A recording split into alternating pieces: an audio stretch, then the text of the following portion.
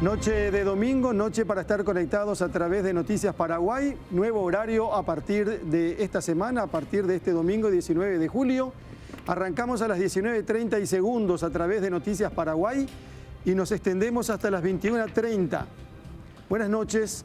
Noche con temperatura de verano, pero en pleno invierno. 30 grados, casi 30 grados la temperatura. Hola Estela, ¿cómo le va? Hola Carlos, compañeros, ¿cómo están? Muy buenas noches a la audiencia. ¿Qué tal Andrés? ¿Cómo estás? Muy bien Carlos, muy buenas noches, mi respeto a los televidentes. Alfredo, ¿cómo anda? Carlos, ¿cómo estás? Un saludo a los compañeros, a la audiencia. Realmente un día muy agradable hoy, sin el viento de los días anteriores y una temperatura templadita. Yo decía un poco más temprano esta mañana que aun cuando la temperatura está por encima de los 30 grados, no se siente intenso, el calor tan intenso. Está lindo, cielo despejado, sí. Amanece fresquito, agradable. Esto se va a extender durante toda la semana según el informe meteorológico. Nosotros tenemos que dar la bienvenida y agradecer a la gente que se sigue sumando publicitaria y comercialmente a esta propuesta de Noticias Paraguay. Muchas gracias a la gente de Covisa Market. Nos traen hoy unas pastas italianas, estamos hablando de pastas Barilla. Gracias por la confianza y por venir a acompañarnos también y sumarse a todos quienes desde un principio y en el camino se han sumado y hemos completado, creo que estamos completando la docena de presentadores, así que estamos muy contentos, muy agradecidos y valoramos muchísimo el apoyo comercial y publicitario que nos brindan. A Sabores de España también, muchísimas gracias por incorporarse a partir de esta noche en esto que se llama Bajo la Lupa y que va todos los domingos a partir de las 19:30 a través de Noticias Paraguay. Y por supuesto, señora, por supuesto, señor, tenemos que hablar del informe del Ministerio de Salud Pública. Hoy se lamenta la pérdida de 2 personas. 2 fallecidos. Creo que una señora de más de 80 años sí. Y de un joven de ¿cuánto? 32 años. 32 años. 32 años. Otra vez Alto Paraná, sí. En un caso, y Luque, el otro es acá en Inerám. Ahora, 20 sin nexo.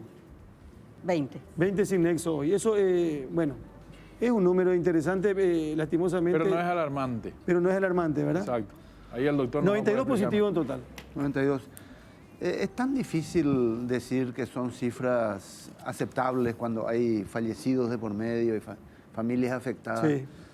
Pero frente a las cifras de la región, creo que seguimos muy bien. Nuestra curva está muy plana y la perspectiva es de que no aumente, porque a lo que más le tenemos miedo es a los sin nexo, que son los comunitarios, los que pueden transmitir a cualquiera y que no se pueden controlar.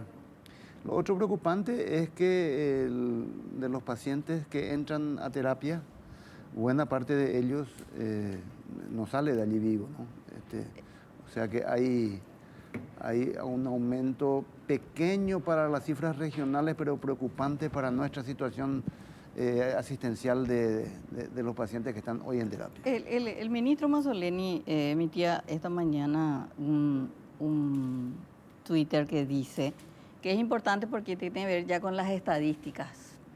Dice, los 3 factores de riesgo más importantes en los fallecidos en Paraguay son edad superior a 65 años, diabetes y enfermedades cardíacas. Son los 3 ítems que destaca hoy, seguramente ya en base a un estudio hecho a los fallecidos con respecto a lo que mata.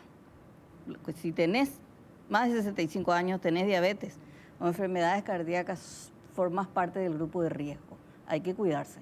Fíjense cómo son las cosas. No hace mucho, a lo mejor hasta ya hastiado de todas las preguntas que se les hacía, Miguel Prieto, el intendente de Ciudad del Este, dice, yo ya no quiero creer en esto. Sí. Hoy está internado. Increíble. Hoy ingresó. Y no solo él, su papá también, según cuentan las informaciones de Ciudad del Este. Como muchos otros líderes a nivel mundial que hicieron la misma Bolsonaro, por ejemplo. Por ejemplo. Pero él no está internado. En Inglaterra también hubo una experiencia. Sí. Pero Paraguay, Paraguay tiene por millón de habitantes la cifra más baja de muertos. Ahí le superamos incluso a Uruguay por millón de habitantes, ¿verdad? Y está clarísimamente, Paraguay es un ejemplo perfecto de que esas medidas de aislamiento, de distanciamiento, lavado de manos, mascarilla, dan resultados, son útiles. Esa es la vacuna que hoy está disponible. Y hay que, no sé, hasta el cansancio seguir repitiendo, porque si seguimos haciendo este aislamiento, este distanciamiento, el lavado de manos, los tapabocas, y seguimos firmes en esa actitud que a veces se resbala por indisciplina, por cansancio, por hastío de la gente, pero si seguimos insistiendo, no tendremos el pico tan alto que han tenido otros países, ¿verdad? Miren que Bolivia está con la misma cantidad de fallecidos que Argentina, por ejemplo, hoy. Hoy falleció el presidente de la Federación Boliviana de Fútbol, por Sí, ejemplo. señor, sí, señor. Pero está con enfermedad de base también, ¿verdad? Tenía enfermedad de base, pero tenía positivo. Sí, se le complicó también en consecuencia de eso. ¿Y qué lío el fútbol, Andrés? Sí, sí, tremendo. Esta semana fue... Pero qué increíble, ¿qué pasa? Pero no solamente con el fútbol. Podríamos Ojo, que no solamente es con el fútbol, ¿eh? Tenemos que volver al caso Sebastián García, un laboratorio privado que le da negativo. Es una cosa que le salga negativa a una persona. Pero escúchame, no, pero se repite la historia, porque nosotros conocimos lo de Sebastián García porque era un caso de un parlamentario y todo lo que se quiera, todo lo que se generó. Pero hay mucha gente que fue a laboratorios privados y le dio positivo. No, está bien, Carlos, pero yo lo que hago la separación entre esos casos que vos estás citando y el del fútbol es que en un grupo 35 personas. Sí. 35 personas. Sí, señor. Y después se hace el estudio y no. Una cosa es cuando haces una persona Andrés, o dos. 3 personas dieron positivo en la muestra del Ministerio de Salud. Acaba de, hoy a la tarde aclaró el Ministerio de Salud. Este tema lo venimos hablando creo que desde el viernes, de estas dudas que se generan, y ayer el doctor Fusillo nos decía que esto es muy grave en términos para la lucha general contra la epidemia. Pues ya empezamos con la falta de credibilidad por los casos de corrupción, y eso es muy peligroso porque la gente empieza a decir, bueno, ¿para qué cuidarnos si no roban todo, etcétera, etcétera? Y este tema de los análisis viene a abonar esa desconfianza y esa falta de credibilidad, y entonces esto complica aún más. O sea, ¿cómo vamos a emitir mensajes a una población que ya empieza a descreer de todo? Y que de por sí es propensa a mal pensar primero y pensar después, ¿verdad? Sí, porque en realidad hay algunas explicaciones desde el orden científico. Hoy el comunicado del Ministerio de Salud también ponía énfasis en una explicación científica de lo que pudo haber pasado. Pero no, la gente ya se queda con esa idea. ¿Cuándo comienza el fútbol? No, el fútbol está programado para martes, miércoles y jueves, la fecha 9, sábado, domingo y lunes, la fecha 10. Pero con el comunicado que salió hoy del Ministerio, habría que ver si hay o no una modificación de esa fecha, porque en realidad el Ministerio dice, y este es el comunicado que lo tenemos en pantalla, ese segundo párrafo dice, de 35, 3 dieron positivo. Hay que ver quiénes 3, ¿verdad? Si son administrativos, si son jugadores. Y después, en el cuarto párrafo, dice efectivamente que para el Ministerio de Salud, cuando cumplís la cuarentena, recién te pueden dar de alta. Pero que, a ver si voluntariamente un poquito más abajo, si puede adelantar su alta, si por su voluntad y a su cargo se realizan las 2 pruebas con separación de 24 horas, sin presentar síntomas, dice este informe. Entonces hay como una luz, una salida para que estas personas puedan hacer y finalmente su club o el equipo pueda disputar el campeonato. Entonces, vamos a ver qué pasa en las próximas horas. Bueno, Hasta aquí se juega. Pero acá hay que decir, lo que yo quería ir a lo siguiente. Se empieza a dudar de las pruebas que se hacen en el privado, y hoy esta mañana se volvía a discutir, estuvo el doctor Tomás Mateo Valmelli con nosotros, estuvo hablando el doctor Brustein también, porque ya tenían datos de que eran resultados diferentes a los que se había logrado con relación a jugadores de Guaraní, por ejemplo.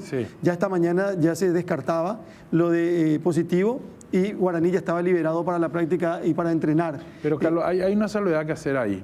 En realidad no era un instituto privado el que le hizo a la APF. No. Es un instituto que depende de la Universidad Nacional de Asunción. Sí, pero no es Instituto de Investigación. No es el laboratorio central. Claro, no es el laboratorio central. Es un instituto que seguía ratificándose hoy de que hizo todo bien, de que todos dieron negativo, todo lo que se quiera. Pero ¿qué pasa? Hoy se empezó a discutir la calidad de los reactivos. Claro. Y yo creo que ahora hay que preguntar también eso a la gente que entiende y que sabe si es que hay diferencia en los reactivos, o todos los reactivos son iguales, son de la misma calidad, o algunos son más baratos, otros son más caros, porque también eso pone en duda. Ahora, debo decirles que el Instituto de Investigaciones en Ciencias de la Salud, que está en el predio de la Universidad Nacional y que depende del rectorado de la Universidad Nacional, goza de un prestigio muy bien ganado en el ámbito médico y de investigaciones bioquímicas, moleculares y de muchos estudios avanzados. Es un local un instituto muy serio, ¿verdad? Ahora, las cuestiones técnicas de qué pudo haber sucedido, si es que sucedió algún error, están en ese ámbito. Y hablan de contaminación también. Ahora, con respecto a lo último que dijiste, ¿te acordás que cuando hablamos en radio, en La Lupa, con el diputado García, en esa oportunidad ya se había manifestado en sectores médicos que no era lo mismo hacerse en un privado que en el laboratorio central? La gente va a los privados generalmente por la urgencia en el resultado, pero que lo ideal es hacerse en el laboratorio central porque ahí usan reactivos que, digamos, tardan más, pero el resultado es más cierto, ¿verdad? Esa es la explicación que recibimos en aquella oportunidad. Por eso es que en los privados sí, tenés más rápido, pero a riesgo de que no sea real el resultado. Y esto genera, se paró el fútbol, dicen que va a arrancar el martes, el fútbol va a volver el martes. Martes, miércoles y jueves. Martes, miércoles y jueves. Y hay un enfrentamiento entre Trovato, presidente de Olimpia, y el doctor Brustein a estas horas en las redes sociales. Exacto. Trovato le prohíbe incluso el ingreso al doctor Brustein al hacer el Club Olimpia, por ejemplo, entre otras cosas, por lo que estuve leyendo. Y estamos hablando de coronavirus y una noticia que hoy se cuenta es que Juan Ángel Naput, expresidente de la Asociación Paraguaya de Fútbol y de la Conmebol, también dio positivo al coronavirus. Según su entorno, según sus familiares, ¿verdad? Y recordemos que él cuando hizo una presentación a la justicia norteamericana para que lo liberen de la cárcel, él había manifestado que allí él corría alto riesgo porque tenía enfermedades de base y en la penitenciaría había gente contagiada, entonces él tenía el temor de ser contagiado y que finalmente le cueste la vida.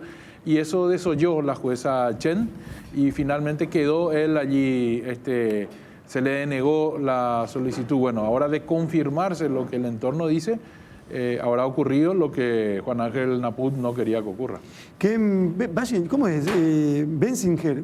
Sí, el periodista. Él pone en las redes sociales, por ejemplo, puedo confirmar que Juan Ángel Naput ha dado positivo para COVID-19. El resultado salió hoy según su abogada, con la cual acabo de hablar, 4 días después de que la jueza le negara la liberación compasiva por riesgo de contagio, dice. Tenían 70 casos en aquel momento en la prisión y por eso había pedido. Sí. Bueno, pero... ¿Te imaginas si piden acá? Se va a vaciar Tacumbo y... Bueno, viene a visitarnos hoy el intendente municipal de Fram. Estábamos hablando recién con él, tiene 32 años, asumió como intendente a los 27 años. Ustedes saben que hay una postergación en el mandato, ¿verdad? Por toda esta cuestión de la pandemia y todo lo que se quiera. Miren que estamos hablando de Fram, que es una localidad ubicada en el departamento de Itapúa, más o menos a 35 kilómetros de Encarnación y a casi 350 kilómetros de Asunción. No es capital departamental, sabemos todos. Y marca diferencia incluso con otras capitales departamentales en el tema sanitario. Sí. Tiene entre 10 y 11 camas de terapia intensiva, por ejemplo. Hay un sistema de salud y uno dice, ¿por qué puede funcionar ahí y no funciona tan eficazmente en otros puntos? Vamos a hablar de este tema y de otras cuestiones que tienen que ver con Fram. Elegimos hoy para poner bajo la lupa. Y hoy queremos hablar también de política. Porque Estela Ruiz Díaz escribió hoy, ¿quién va a ser el vocero en el Senado? Que Eduardo Peta se quejó el otro día que nadie le defiende al presidente de la República en el Senado. Y fue después de que Enrique Baqueta dijo, yo hasta aquí llegué con el tema del liderazgo de la bancada de Colorado. Igual antes no le defendía luego al presidente, ¿verdad? Y tampoco, eso también cuestionaron y criticaron, ¿verdad? Sí. Y preguntamos nosotros, ¿será Enrique Riera el que se va a convertir en ese...? Y el piropo por lo menos se lo lanzó el propio Peta. Bienvenido, le dijo. Es mala, la puso desesperadamente, puso con signo de interrogación. Pero eso no vi, en el tono de Peta yo no vi la desesperación, pero dijo bienvenido. Bueno, se reunió con el presidente de la República, incluso Riera. Pero le lanzó muchos elogios. Ahí habrá que preguntarle, ¿sale Baqueta y entra Peta? No, entra Riera. Perdón, entra Riera. Entra Riera. Vamos a preguntarle a Riera. Entra Riera. ¿Y va a ser o no? Viene a visitarnos también hoy el senador, prometió estar con nosotros el senador Enrique Riera Escudero.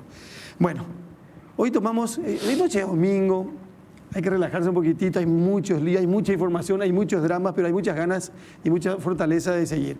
Acá lo más importante que nosotros, con todo respeto, podemos hacer, y siguiendo lo que decía el doctor Boxia, es insistir con esto. Lavado de manos varias veces al día, uso permanente de mascarilla y distanciamiento. Hoy nos decían también que no hace falta que uno tenga la mascarilla cuando está a 4 o 5 metros de la persona. El tema es cuando están aglomerados y cuando están todos juntos. Y cuando no forma parte de tu núcleo. Y cuando, exactamente, también, por ejemplo. Así que distanciamiento, lavado de manos y uso de mascarilla, con eso ya vamos a tener que estar permanentemente. Y aparentemente vamos a pasar la Navidad con tapabocas. Ya está por aparecer la mascarilla con el arbolito de Navidad y globito dentro de poco. Sí, Con lucecita. Con lucecita. En cualquier momento aparece, comprende y apaga, ¿verdad? Bueno, hoy les invito a compartir un vino Gran Mascota, 100% Malbec. Este es el tinto, el Malbec 100% Estela, Andrés, Gran Alfredo. mascota este. Gran mascota. Teníamos mascota hasta ahora, hoy tenemos gran mascota. Gran mascota. 18 meses de crianza en barricas de roble francés. Finalmente se añeja por 6 meses en botella.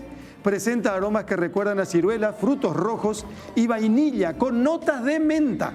Qué cosa más rica. Vino ideal para acompañar pastas, carnes rojas grilladas y guisos. Servir entre 16 y 18 grados, temperatura que se sugiere. Y nos acompaña esta noche. Qué manera de degustar y de probar vinos en los últimos días, en las últimas semanas, en los últimos domingos. El quedate en casa fue mucho más y quiero, llevadero con él. Miren que nuestros invitados también. ¿Quién distribuye? Gloria. Claro. ¿Verdad? Gloria. ¿Importa quién, Andrés? Andrés. A ver, por favor. Wines and Spirits. Muy bien, y tiene la gentileza también. A ver, Alejandro Cicioli, venga, por favor, venga, que queremos hablar más de esto, porque está también Natalia para acompañarnos con la gente de Frigoríficos Guaraní esta noche. Ella ya nos sorprendió con las sopas congeladas directo al horno, sopa paraguaya y chipaguazú, directamente al horno. Viste que en casa decían, no, Yo no tenés hago que... eso, pero a partir de ahora voy a hacer. A partir de ahora podés hacer también. Y vamos a ver qué sorpresa tiene para nosotros esta noche. Bien, Alejandro, ¿cómo le va, Alejandro? ¿Cómo anda? Buenas noches. Bien, ¿Cómo le va? buenas noches. Hola, Alejandro. Bien, un placer estar aquí. Y la verdad que hoy tenemos un vino muy, muy rico para presentar, ¿sí? Siempre de la mascota. Un vino hecho a base de Malbec. Un Malbec que cada vez está llamando más la atención a nivel internacional. La verdad que la cepa emblema de Argentina está haciendo mucha fuerza y no solamente en Argentina se están haciendo grandes vinos, sino que también Francia se está poniendo las pilas y en su región de origen están sacando grandes vinos. Lo concreto es que hoy tenemos en las copas Gran Mascota Malbec. Gran Mascota implica que estamos levantando el rango. Semanas anteriores estuvimos hablando de la mascota, ahora subimos, ¿sí? un escalón en cuanto a los niveles de calidad y tenemos un vino que es elaborado 100% con esta variedad tinta, tiene 18 meses de crianza en barricas de roble y a diferencia de los vinos que estuvimos hablando en programas anteriores, las uvas provienen íntegramente de una zona de altura de Mendoza, que es el Valle de Uco, puntualmente el departamento de San Carlos, a 1050 metros de altura sobre el nivel del mar, es decir que tiene una pequeña diferencia estilística con respecto a los vinos anteriores que habíamos mencionado. En este caso vamos a sentir en boca mucho más frescor, es decir, una acidez que nos deja la boca salivando, bien rico. Esa salivación después de tragar el vino es lo que se asocia precisamente con el frescor. Y también, bueno, al momento de mirar vamos a ver mucha profundidad de color, mucha intensidad de color. Y como siempre, los vinos de la mascota tienen en su etiqueta la firma del enólogo, Rodolfo Opisadler, son vinos de autor y también, por supuesto, nos vamos a encontrar con la mascota de la bodega, que es un murciélago. El murciélago que remite a la infancia del enólogo Sadler. Era divertido para él, siendo niño, zapatear en la planta baja de su casa, porque en el subsuelo su padre y su abuelo tenían una pequeña cava de vinos. Zapateaba con mucha fuerza y salía corriendo a mirar cómo los murciélagos salían volando por una de las ventanas. Entonces, cuando surge la idea de establecer comercialmente el nombre de la mascota para la marca, digo, bueno, pero ¿qué vamos a buscar? ¿Un perrito, un gatito? No, mejor busquemos un murciélago, y de ese modo quedaron los murciélagos para los viñedos de la mascota. De hecho, el vino ícono de la casa se llama Big Bat, el gran murciélago. Alejandro, muchísimas gracias por venir a compartir con nosotros, muy amable como siempre. Y por contarnos por fin la historia de los murciélagos. Sí, claro, quedó pendiente. Claro, hay que poner siempre un poquito así de suspenso y de tensión. Sí, señor, no, muchísimas gracias. Un placer, muchas gracias. Muchas gracias, muy amable. Yo recién les decía que vamos a llegar a fin de año con mascarilla, con luces, con foquito, con distanciamiento, con lavado de manos y con mucho vino. Con mucho vino. Y un buen vino. Y yo quiero aprovechar para brindar por un señor que hoy está de cumpleaños, el señor padre de don Alfredo Boxia, 93 años. Boxia. 93 años. Salud. Salud. Sí, Salud. por don ¿Se Alfredo. llama también? El viejo Papo. Ahí está. Pero ahí está, mire.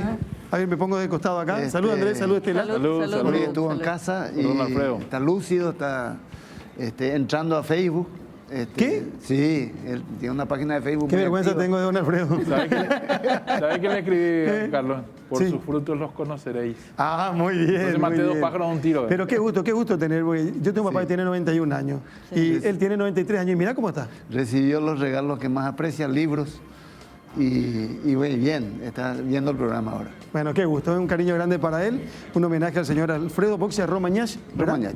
Bueno, muchísimas gracias. Nosotros como en el programa tenemos de todo, pues si tomamos vino tenemos que tener equilibrio a la hora de tomar. Totalmente. Y para eso tenemos siempre cubo, porque esto nos permite a nosotros tener el control de lo que se consume, porque dice que el alcohol tarda 7 minutos en llegar al cerebro y empieza a afectarnos, entonces uno tiene que tener mucho cuidado y no tiene que abusar. Hoy esto ya no es un problema, porque tenemos cubo, con cubo lográs reducir entre 50 y 80% de alcohol en el organismo y de esta manera los efectos negativos que el alcohol provoca. Cubo es un producto natural, sin químicos, sin estimulantes y sin azúcar, que actúa incrementando el proceso natural que utiliza el organismo para eliminar el alcohol. Por eso toma siempre cubo bien frío, 5 minutos antes de tu bebida preferida y sentite bien después. Cubo es un producto importado por Lasca. Y decíamos recién, qué sorpresa nos trae Natalia esta noche. ¿Cómo le va, Natalia? ¿Cómo anda? Qué gusto tenerla de nuevo acá. Cuéntenos, por favor. Buenas noches, Carlos. Bueno, hoy tenemos dentro de la amplia gama de embutidos de Guaraní, tenemos varias opciones que queremos presentar. Esto, los jamones y también, por supuesto, la mortadela. ¿Qué pasa con los jamones? Que podemos utilizarlos en crepes, en unas ricas empanadas, por ejemplo, podemos hacerlo también en esta forma de picadas para compartir ahora con la familia. Nos quedamos más en casa, estamos compartiendo con la familia un cumpleañito, pero ya dentro de casa y con los amigos más cercanos seguramente. Bueno, les presento esta picada guaraní que tiene jamón light por un lado, tenemos mortadela por el aquí adelante, ¿sí? Luego jamón cocido y jamonada. Hice esta tablita para que vean la versatilidad que tienen los productos guaraní, porque no solamente nos creamos con esto, sino con también platos realizados y cocinados, como les decía, crepes, en unas milanesas, la napolitana, y en sándwiches tan sencillos como este, en donde solamente lo que hicimos fue tostar la parte de arriba de un pan, ponerle lo que queremos adentro, en este caso tomate, lechuga y por supuesto el jamón light guaraní. Estas son las primeras opciones que tenemos dentro de la amplia gama de embutidos. Muchísimas gracias, va a continuar con nosotros, nos va a contar otros detalles en un ratito nada más. Cuando hablamos de excelencia, por supuesto que hablamos de productos guaraní. En un instante, en algunos minutos más, Álvaro Escapini Bojarchuk, intendente municipal de Frán, localidad ubicada en el departamento de Itapúa, bajo la lupa esta noche. Ya volvemos en un ratito, por favor. Les voy a contar en un ratito quién dijo: me despido porque la ética y la moral son más fuertes que las ganas de seguir apoyando a un Ministerio de Salud Pública sin ética y sin moral. Upa. Qué fuerte. ¿Quién dijo esto? En un ratito. Ya está el intendente de Frán también. Hola Álvaro, ¿cómo le va? ¿Cómo anda? Buenas noches, Buenas Carlos. noches, gracias por ustedes. venir. Un ratito, paciencia, por favor. Acá lo que hay que tener es paciencia. ¿Quién dijo esto, Riquelme? Tengo una leve sospecha, Carlos. ¿Perdón? Tengo una leve sospecha. ¿Sí? Sí. Me despido porque la ética y la moral son más fuertes que las ganas de seguir apoyando a un Ministerio de Salud Pública sin ética y sin moral. A la hora de tener un 0 kilómetro, ¿quién mejor que vos mismo para armar el plan de pago? Ahora puedes hacerlo con Automotor Cuotas desde $90, con service y seguro gratis. Arma el plan de pago de tu próximo Hyundai, Isuzu o Geely y además participás del sorteo de un 0 kilómetro. Para más información ingresá a automotor.com.py o llama al 021-238-6765. Automotor, 50 años acelerando emociones. No hay mejor regalo que tener la heladera llena. Bancopp cumple 8 años y todos los jueves tenés 20% de descuento en los supermercados Chortizer, Noveland, Ferheim y Bischoff. Además, tenés 15% de descuento en todos los supermercados del país. Repito, supermercados Chortizer, Noveland, Ferheim y Bischoff del país. Entérate en estos y otros beneficios ingresando a bancopp.com.py. Bancopp, un banco para todos. Señora doctora Graciela Russo Mando, ¿cómo le va? ¿Cómo está? Buenas noches. ¿Qué tal? Buenas noches. Usted dijo ¿qué pasa? ¿Se va de Senaxa? Sí. Bueno, antes que nada, quiero explicar claramente que está en una posición totalmente técnica, personal, profesional. que nada tiene que ver con institución. Yo simplemente voy a colaborar a generar y implementar un sistema de diagnóstico que hacía falta en el país para apoyar al Ministerio de Salud Pública sobre todo. Creo que está muy bien implementado, hay gente ya formada, estructurada, es una metodología. Y bueno, yo tomé la decisión hoy de llamar al presidente del FENASA a decirle que yo me retiro porque me supera, sinceramente ya me supera lo que está ocurriendo, ¿verdad? Definitivamente las implicaciones del Ministerio de Salud Pública de que 35 jugadores de fútbol estuvieron infectados y que en 48 horas se curaron 32, mira, ni acá ni cruzando el charco le van a creer. Nadie se cura en 48 horas, ni menos. Vamos a decir, una persona pudo haber ocurrido, dos hasta estaríamos dudando, pero que 32 cinéticamente van a tener carga viral en 48 horas, eso ya es tratar de idiota a un país, sinceramente. Y yo no puedo formar parte de ningún grupo humano, no puedo formar parte de ningún equipo técnico, porque yo necesito dormir tranquila y no puedo avalar esa situación. Es mentira, ¿verdad?, que es por técnicas de diagnóstico diferentes. El Laboratorio Central de Salud Pública utiliza el mejor kit de extracción de todos nosotros. ¿Verdad? No puedo decir la marca, pero es el mejor. Doctora. El Laboratorio Central de Salud Pública utiliza la mejor enzima que todos nosotros, porque usa una que se llama platino, que le da la OPS. ¿Está? El Ministerio de Salud Pública tiene un protocolo de Charité, ¿verdad?, estructurado y formado por la Organización Mundial de la Salud. No podemos decir, señores, que el Laboratorio Central de Salud Pública se equivocó o tiene menor sensibilidad. Sinceramente les digo. A ver, Andrés, y decir que haber aceptado que 32, hay tres que evidentemente sí están afectados, porque tienen cargas virales de 20, 22 y 25. Doctora Rosomando. En Corea y en todas partes son positivos, ¿verdad? Doctora Rosomando. 32, no, señor. Doctora Rosomando, ¿analizó usted la posibilidad de que en el procesamiento de esos datos haya estado un error en cuanto a la contaminación, no en el laboratorio central donde se hicieron las pruebas para posteriores, sino en el laboratorio donde originalmente se llevaron las muestras tomadas, que fue en el Instituto de Ciencias de la Salud, dependiente de la UNA?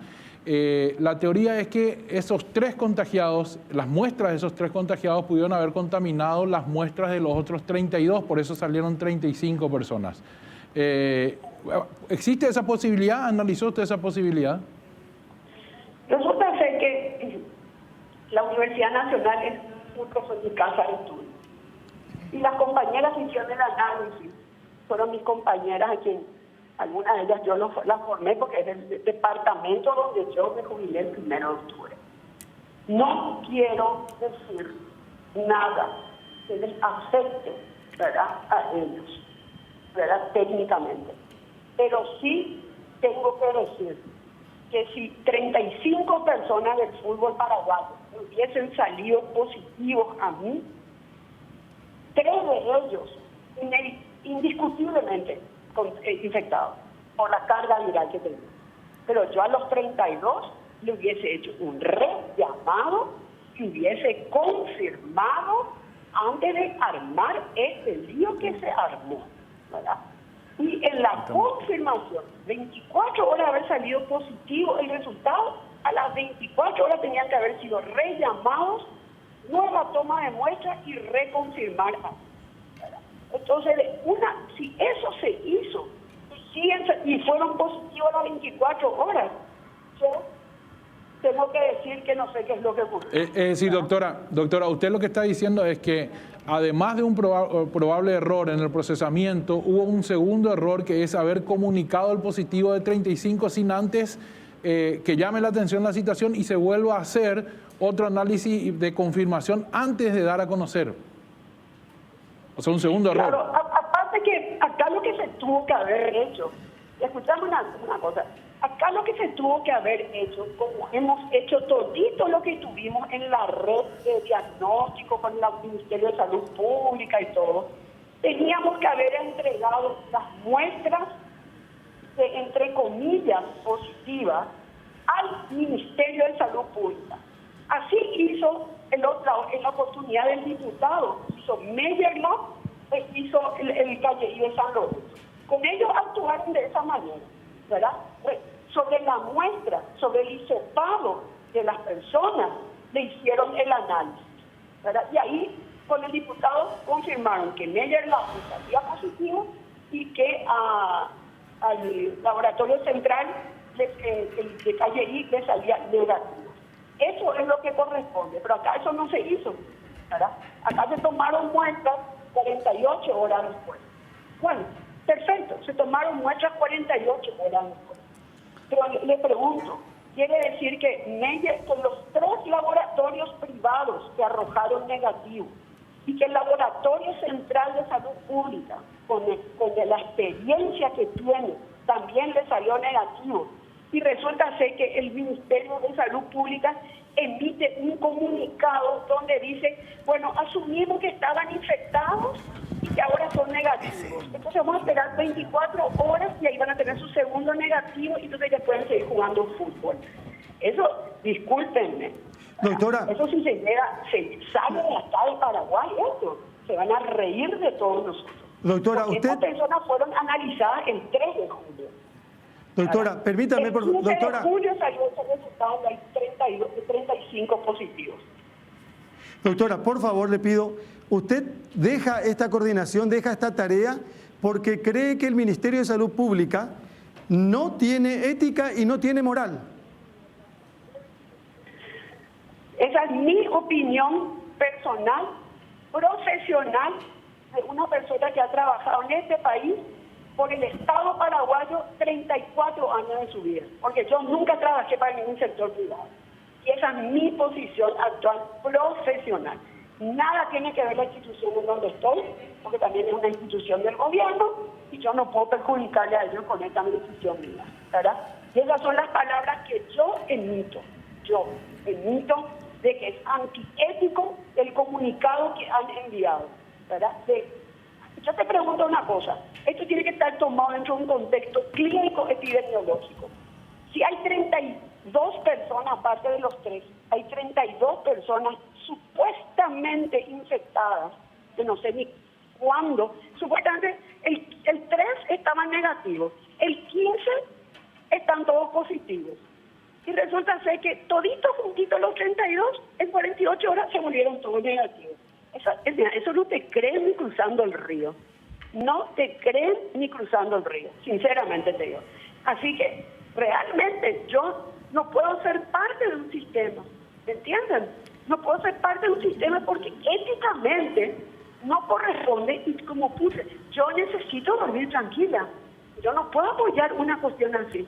Le han faltado el respeto al Laboratorio Central de Salud Pública, que tiene que ser el ente rector de este país, porque si no hay un ente rector en diagnóstico, entonces cada uno va a decir y hacer lo que quiere. Y ese tipo de cosas yo no comparto, sinceramente. Doctora, disculpe que insista, pero la parte que me gustaría que usted se explaye es, ¿usted cree que el Ministerio de Salud manipuló los resultados de los jugadores de modo que den negativo? No, jamás dije eso. Yo creo que son negativos. Yo creo que nunca fueron positivos los 38. Ajá. Eso es lo que yo creo. Pero, ¿ok? Sí. Entonces, ¿cuál es el cuestionamiento? ¿Por qué dice que no tienen ética y moral? ¿Cómo se enmarca? Porque ellos emitieron un comunicado donde dicen que le están haciendo el segundo análisis porque así ya les liberamos. O sea, ustedes son todos infectados, pero ya con el segundo análisis se van a volver negativos segunda vez y ya pueden estar negativos. Ellos asumieron, ¿verdad?, de que las 32 personas estaban infectadas. ¿Entendés? Entiendo. Eso es lo que está mal. Vos no podés decir Si el laboratorio central dijo que es negativo y una institución o un privado dice que es positivo, se tiene que llegar a sistemas de control diferentes a los que son aplicados, ¿verdad? Y se ha concluido con simplemente un análisis de 48 horas después que 32 personas cinéticamente se volvieron todos negativos. Dios mío, si esto es así, tan matemático y tan cinético, ¿verdad? Entonces yo creo que me equivoqué de profesión y de formación, sinceramente les digo. Esto es un manejo político, técnico, no sé ni cómo llamarlo, pero no técnico, es político, porque de técnico se atrasaron, sinceramente te digo. ¿Quiere dormir tranquila, doctora? ¿Perdón? ¿Quiere dormir tranquila, digo? Yo quiero dormir tranquila. ¿Y en estas condiciones? Quiero dormir tranquila. ¿Y en estas condiciones no se puede? ¿Y cómo vos vas a estar diciendo, vamos a dejar nomás aquí para que no haya mucho lío? Vamos a decir nomás que vos ya te curaste y ya dejaste de estar infectado, entonces vos ya podés salir a jugar fútbol. O sea, es lo mismo que le pasó al diputado, este joven diputado, ¿verdad? Quédate nomás en tu casa, total, ya se dijo que sos positivo, entonces vamos nomás a hacer cuarentena, ¿verdad? Y resulta ser que hoy, después de 20 días, sigue saliendo negativo su anticuerpo del diputado, ¿verdad? ¿Qué quiere decir? El diputado era positivo, ¿y cómo no tiene anticuerpos? ¿Verdad? Entonces hay muchas cosas que no están bien, ¿entendés? Hay muchas cosas que estamos queriendo dejar de decir, bueno, esto es positivo porque por decreto es positivo, ¿entendés? Ellos por decreto hicieron que los de 32 jugadores de fútbol fueron positivos. Así mismo, por decreto, exactamente igual a la época de la dictadura, ¿verdad? Esa actitud igual que por decreto uno era algo en este país. Bueno, agradecemos mucho. Alfredo, ¿algo más? Nada, confundido. Confundido y preocupado, doctora, porque creo que todos tendríamos que estar juntos en esta cuestión. Nosotros le respetamos, usted sabe cómo respetamos y valoramos su trabajo. Se puede estar de acuerdo o en desacuerdo, pero ella es muy contundente. La doctora Russomando es contundente, categórica y siempre tiene argumentos para dar sus explicaciones. No tanto, Carlos. A mí me dejó insatisfecho, doctora, y le pido, y le repregunto, y le pido que nos aclare. Está bien, yo entiendo que son sus amigas las que hicieron el estudio en el Instituto de Ciencias de la Salud, pero ya que está usted tomando una decisión tan extrema, también debería usar la misma ética y moral para criticar a sus mismas amigas. Entonces, la pregunta es, ¿existió o no la posibilidad técnica de que esos 3 positivos contagien a los otros 32 en el procesamiento? Esa es la pregunta que no me contestó y me deja insatisfecho. Le pido por favor que lo haga. Y yo no te voy a contestar, ¿verdad? Vos imaginate nomás cuál puede ser la respuesta, ¿verdad? Yo lo único que te voy a aclarar es que acá no hay una diferencia de sensibilidad de técnica.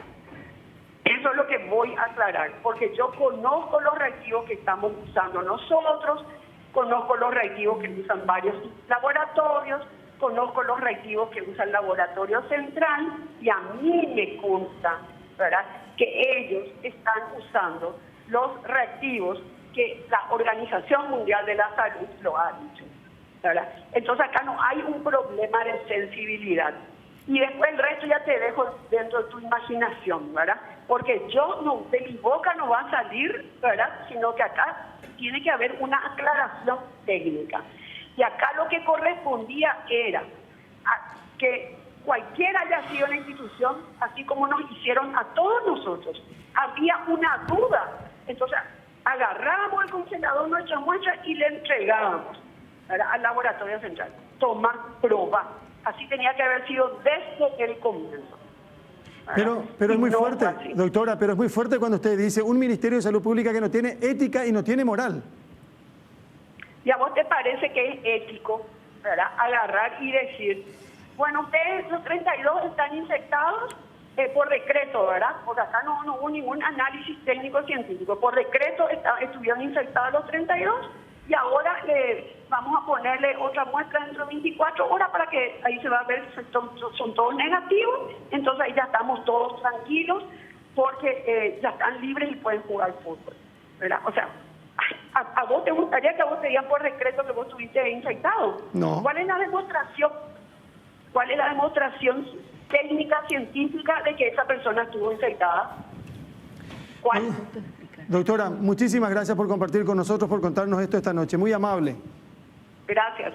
Adiós, hasta luego. Para cerrar, por favor, Jenny, si ponemos otra vez lo que nosotros accedimos a lo que ella le escribió a sus compañeros del SENACSA. Ya, sí. Y la en nota. base a eso, ella nos confirma que renuncia a esta tarea. Dice, estimados compañeros, les escribo para decirles que fue un placer trabajar con todos ustedes, les expreso de todo corazón.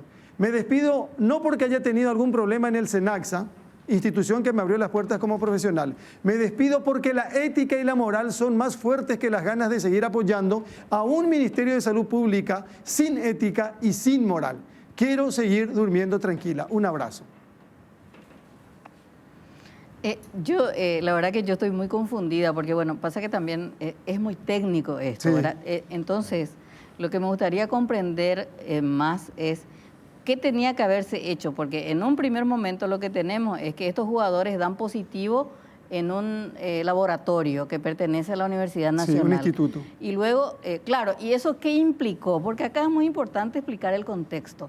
¿Qué implicó eso? No es que un grupo de 32 o 40 personas se hicieron. Implicó dieron mucho positivo. más que eso. Implicó la suspensión de un campeonato el que está en vilo, que todo el mundo está esperando, ¿verdad? Eso significa muchas cosas, no solo entretenimiento, sino también es un negocio millonario. No, claro. ¿verdad? Entonces, se hacen la otra prueba en el Ministerio de Salud y prácticamente todos dan negativo, excepto 3. Sí.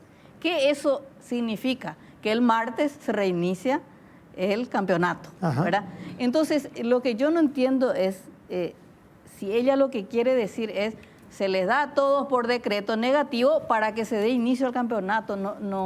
O ella pretendía que se diga, que el ministerio diga, la primera muestra fue un error, Claro, actuamos mal, deberíamos haber repetido en el... claro, a las algo así. 24 Esa es la horas. parte que a mí Pero me no cierra. no queda del todo claro para la gente. Sí. La parte que ella cuestiona es,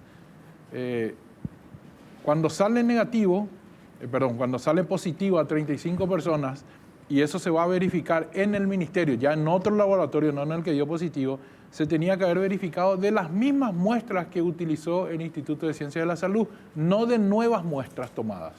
No Eso es lo dijo que- eso. No, eso dijo ella. Eso es lo que ella cuestiona. Que tenía, porque eso le hicieron al diputado García. De la misma muestra que el laboratorio Meyer analizó y le dio positivo, esa misma analizó el Sí, ministerio. así mismo. Eso dijo. Entonces hoy dice, se cambió el sistema, tenía que haberse hecho eso mismo, dijo. Bueno, pero de todas formas, me quedé con las ganas de que me digas técnicamente si se pudo haber contagiado o no. Si ella dice que sí, bueno. Contaminado. Perdón. Una muestra le pudo haber contaminado a las otras. Estoy tratando de acceder a un video que muestra cómo se hacen las muestras y generalmente en dónde suele estar la contaminación. Bueno. Vamos a ver si conseguimos durante la hora del programa. Pero Esto, a partir de ahí es donde nos preguntamos quién tiene la responsabilidad. El ministerio que hizo las nuevas pruebas, que ella le critica profundamente, o sea, ácidamente, o el instituto que se equivocó al contaminar las pruebas. Después se equivocó al apurarse en dar a conocer 35 positivos sin hacerle un segundo análisis y se equivocó por tercera vez al mantenerse en el error, al justificar su error. Entonces son 3 errores. De todos modos, este final algo dramático de una serie de conflictos de baja intensidad que tenían algunos miembros del ministerio con la doctora, golpea fuertemente la imagen del propio ministerio, ¿verdad? Porque Que ya está luego... que ya viene golpeada. Exactamente. Así que constituye un episodio que... Suma un golpe más sí. a la imagen ya Sí. del ministro Mazzoleni y a su equipo. y que va a tener que contrarrestar de alguna Claro. manera, porque la gente, como decían ustedes, siempre piensa mal y después... Antes que suceda esto estábamos diciendo... Ahí estábamos hablando de esto. Bueno, tenemos que hacer otra pausa. Ya está el intendente de Fran para compartir con nosotros, el señor Álvaro Escapini. Está el senador nacional Enrique Riera, también para estar bajo la lupa esta noche. Álvaro Escapini, intendente municipal de Fran, nos acompaña bajo la lupa esta noche. ¿Quién conoce Fran? ¿Alfredo? Yo estuve hace muchísimos Estuve hace años. muchos años. Yo también. De paso, muy de paso. Qué bárbaro. Ay, ¿Cómo 20 años. Qué bárbaro. Informe, por favor. Pero estuve en Carmen del Paraná, Carlos. Muy lindo. Informe.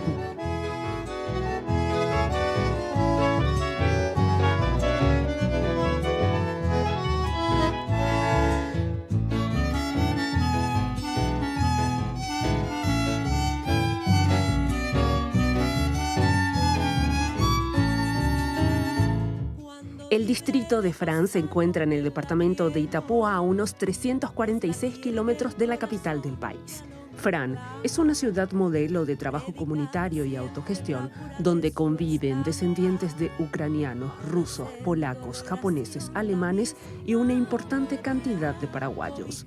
El nacimiento de Fran está ligado a los orígenes de la inmigración eslava en Paraguay a principios del siglo XX. Repasemos la historia. En 1889, el noruego Pedro Christophersen había adquirido unas 68.000 hectáreas de tierras en el sur del país para destinarlas a la explotación maderera. Tiempo después, en 1927, se crea la empresa colonizadora Fram y en 1935 empieza la venta de tierras a los primeros inmigrantes. Se asentaron allí personas provenientes de Europa del Este, principalmente ucranianos y polacos. Así nace la colonia Fran, que pasó a depender administrativamente de la ciudad de Carmen del Paraná. Con el correr de los años llegaron otros inmigrantes, rusos, chinos, japoneses. Fue creciendo y expandiéndose hasta que el 28 de marzo de 1956 la colonia adquirió la categoría de distrito. Hoy cuentan con 320 kilómetros cuadrados y una población de más de 10.000 habitantes. La base de la economía es la explotación agrícola, la agroindustria, la ganadería. Fran cuenta con la mayor producción de cerdos del país. Los primeros inmigrantes ucranianos y polacos que se instalaron en esas tierras iniciaron el cultivo del trigo, algo que permanece hasta nuestros días. Fran es conocida en la actualidad con el título de la capital del trigo, por la gran cantidad de producción del grano. La ciudad ha experimentado importantes avances en los últimos años gracias a los actores comunitarios y el sector empresarial. Recientemente han acaparado la atención de los medios gracias a la gestión en medio de la crisis por la pandemia.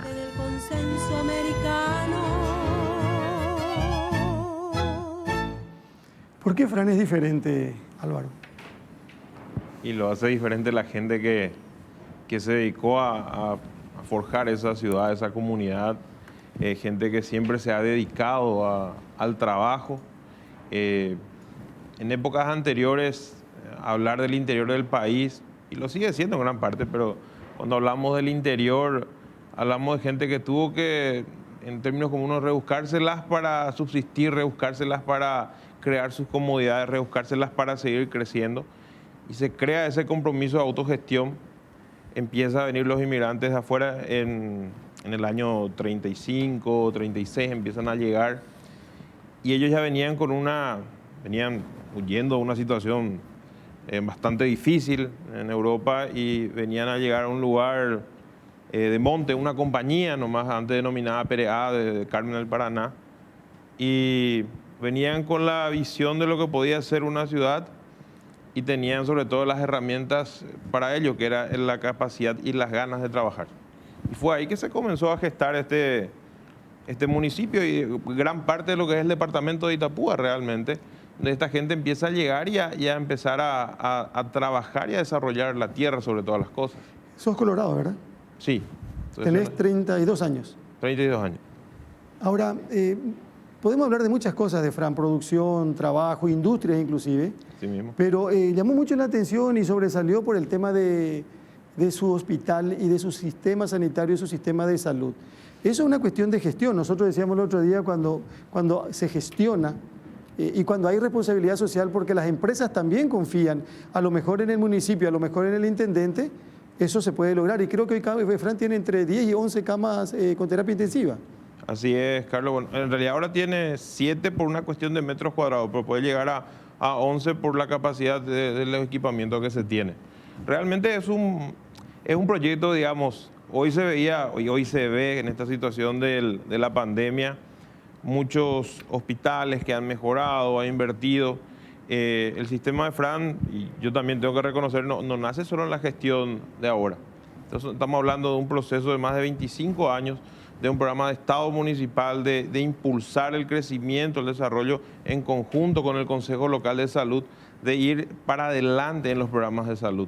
No obstaculizar el desarrollo, sino buscar crecer, buscar perfeccionar y buscar llevar adelante, ¿verdad? De un simple puesto de salud, hoy es un hospital distrital, hace poco nada más, y reconocerle y felicitarle en este caso también al director que estaba desde entonces, el doctor José Rolón, que está llevando esta estructura.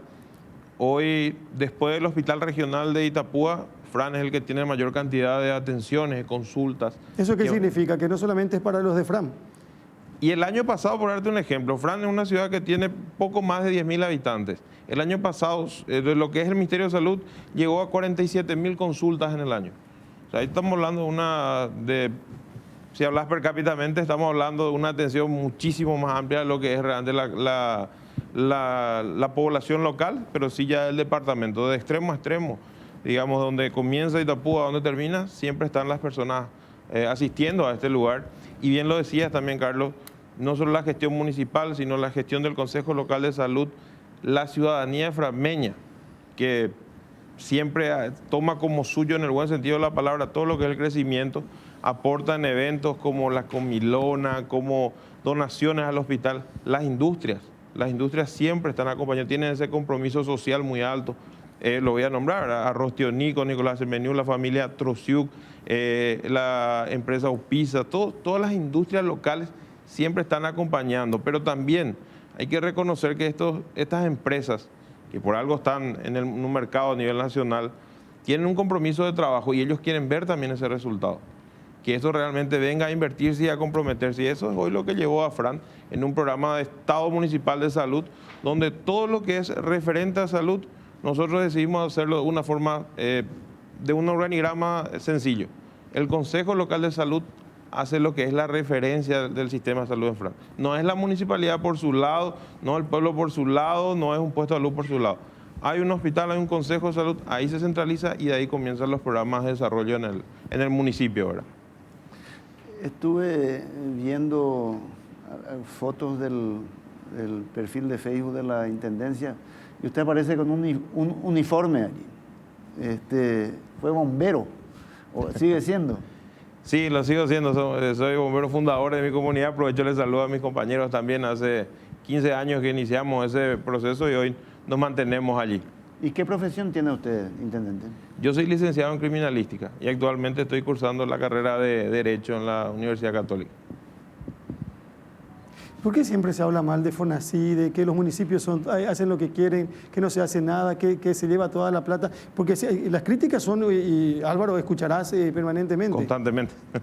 No, en realidad, gracias a Dios, nuestra gestión al menos nunca ha tenido ninguna sola observación, hasta el momento todos los entes, pero estamos todos en la viña del Señor. Pero si vamos a hablar de la realidad, Fonacide específicamente, los municipios a nivel de los fondos que vienen en la Itaipú, solamente el 25% de todo ese dinero va para las gobernaciones y municipalidades del país. El 75% lo administra el gobierno central. Nosotros tenemos una ejecución y la mayoría de los municipios llegan a ejecutar entre el 90 y 100% de lo que son presupuestos de Fonacide. Habrá algunas excepciones por ahí, pero en gran mayoría siempre buscamos invertir en forma directa.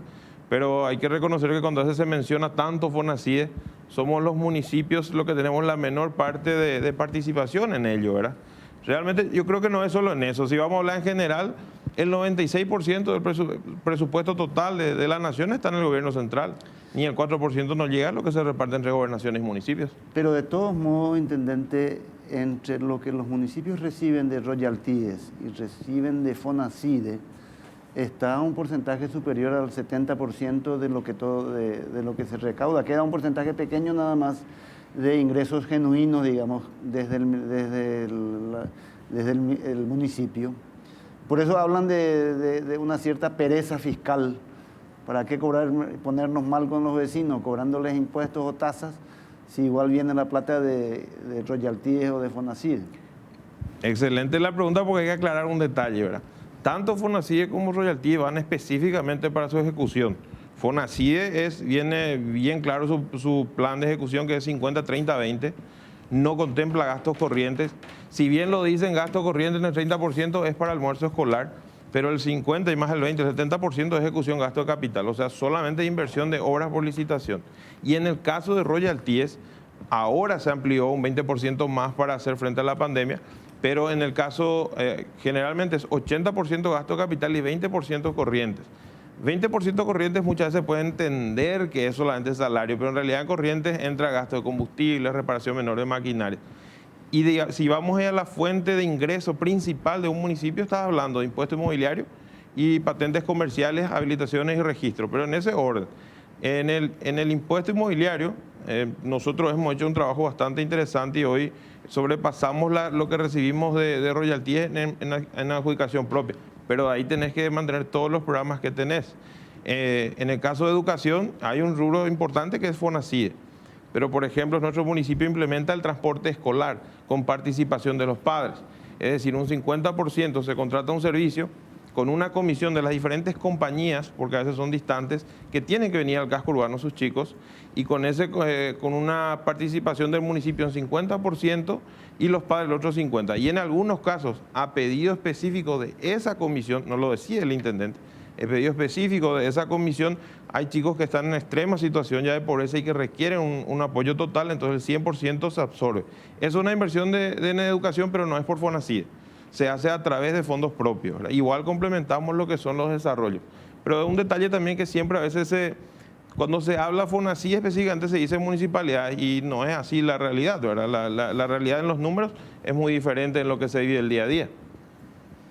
Bueno, nosotros queremos poner esto bajo la lupa porque a mí me gustaría que la gente se manifieste y diga, no digo luego estoy orgulloso de mi intendente porque es muy difícil en los últimos tiempos, en la mayoría de los casos, elogiar o destacar a un intendente. Pero por lo menos si uno está contento y si está satisfecho con el trabajo de su intendente, que se manifieste y nosotros vamos a poner bajo la lupa. Miren lo que es FRAM, miren lo que es esta comunidad en el departamento de Itapúa, y lo que a mí más me llama la atención es la responsabilidad social de la gente, la capacidad de gestión de un intendente y sobre todo insistir en el ámbito de la salud. Eso es importante. Y con un problema hoy que ellos tienen terapia intensiva, pero no tienen intensivista, que es otra gran deficiencia porque eso no se hace de la noche a la mañana. ¿Esta es la que decías? Sí, no, que yo creo que es el resultado de varias administraciones. Yo recuerdo que había una intendenta de Fran que fue muy entrevistada, justamente, y yo creo que es un poco lo que pasa en algunos municipios, como este municipio que está en Atirá, por ejemplo, ¿verdad? Que es la continuidad de una gestión. Yo creo que ya después el intendente que venga necesariamente está obligado a seguir el proceso porque de lo contrario la gente lo reprobaría. Encuentra la vara más alta. Exactamente. Los programas de descentralización de salud, con los programas de los consejos, sí, son pequeños aportes que llegan de fondos de equidad de parte del ministerio. Para el ministerio representa el 0.7% nada más lo que se transfiere, pero si se logra completar en el año toda esta transferencia, nace básicamente luego en Itapúa entre Fran, Abogado, Carmen, justamente en el periodo de la señora Tatiana, en aquel entonces era el presidente era el doctor Nicanor, justamente con ellos nacen lo que fue el proceso de creación de los consejos locales de salud, para descentralizar lo que son fondos de equidad, un pequeño porcentaje, y también nace también los 5% sobre el valor de impuesto inmobiliario en las municipalidades para transferencia a los fondos de salud. Se complementa de esa forma porque se tomaba como ejemplos las comisiones anteriores de salud que iniciaron básicamente estos municipios, en el caso de mi municipio en Fran, donde iniciaban los trabajos, por decirle, yo por mi edad no podía participar, pero siempre nací viendo ese trabajo, hacer carnavales para juntar fondos para reparar un techo, hacer un evento para comprar una ambulancia, aportar porque hay que hacer las cortinas, hay que hacer la sábana. Era un trabajo comunitario, no puedo mencionar las personas porque me voy a quedar corto, pero era tanta gente que organizaba y trabajando y uno vio y uno creció en esa realidad. Entonces uno entiende que a veces no es solo pedir, sino tiene que entrar también la parte de la autogestión, pero también, por supuesto, haciendo nuestra parte, querer recibir, ¿verdad? Lo bien lo decía acá Carlos, justamente la parte de terapias, se preparó todo un equipo, comenzó como un proyecto de urgencias, esto ya inició el año pasado, no es que inició en plena pandemia, nosotros ya veníamos como otra situación, se hizo una gran comilona para recaudar fondos, se recaudó casi 300 millones, con aporte también un poco de la gobernación, de la comunidad, de las empresas, y con eso comenzó el trabajo, ¿verdad? Y luego después vino esta situación. Pero lo que yo siempre recalco es que el trabajo no se inició en plena pandemia porque esto ya venía. Es decir, hay un compromiso y lo mismo que las empresas que aportaron, no es que lo hicieron ahora, no es que Trociuc o que Tío Nico lo aportó hoy. Ellos lo vienen haciendo siempre. No es que la ciudadanía hoy vio y se fue a aportar, eso es constantemente. El pueblo frameño siempre se empoderó de su hospital y llevó ese aporte constantemente a ellos. Intendente, usted reitera permanentemente el aporte de las empresas en la zona, que sabemos son empresas muy importantes, pero cuando usted dialoga con otros intendentes del resto del país, ¿por qué no existe, cuál es su teoría, por qué no existe la misma responsabilidad social en el resto del país con respecto a esa conciencia que tienen los empresarios de esa zona para con su propia comunidad? La verdad que podría entrar en varias conjeturas, en varias opiniones, pero creo principalmente siempre los grandes empresarios o cualquier ciudadano cuando aporta quiere tener esa confianza real que lo que va allí se va directo al aporte que corresponde, ¿verdad?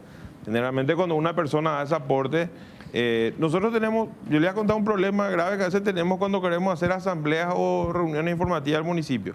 Se publica, se avisa, se notifica y la gente no viene tanto, y los que vienen todos vienen a apoyar. Creo que eso genera una alta confianza, pero es porque nosotros nos encargamos, o lo que estamos de turno en los cargos, tratamos también de brindar esa transparencia, esa responsabilidad. Principalmente los empresarios, habrán de todos también los empresarios, ¿verdad?